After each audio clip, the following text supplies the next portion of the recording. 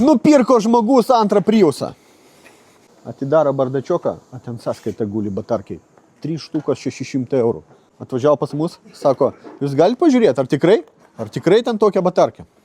Sakau, drąsiai. 60 eurų išimam ir pažiūrim. Sako, ardykit, aš sutinku. Priusiukas irgi gražus toks.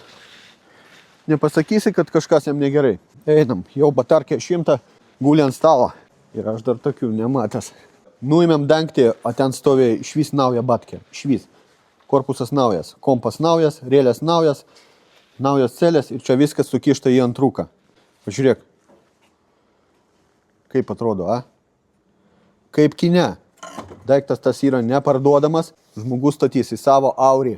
Sako, iš aurio išimam, o čia statam į antruką batarkę nuo auriuko. Čia yra kiekvieno Priuso valdytojo svajonė gauti tokią batarkę. Čia žmonės gavo taip nemokamai naują gerą bateriją. Mes irgi turim naujų baterijų mūsų mokytam, o perkamės jos parduotuviai Teronis. Reikalaukit nuolaidos su slaptu kodu raudoni vartai. Kol visas tas dalykas keisis iš automobilio į kitą, mes važiuojam vėl pas tėdą. Va ir šitas auriukas, į kurį atsistos tą naują bateriją.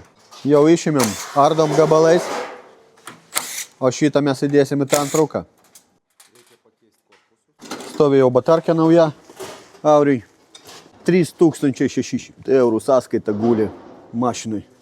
Abu automobiliai jau surinkti ir atiduodam. Skambinam klientui. Nepamirškit pasirašyti ir pastatyti laiką.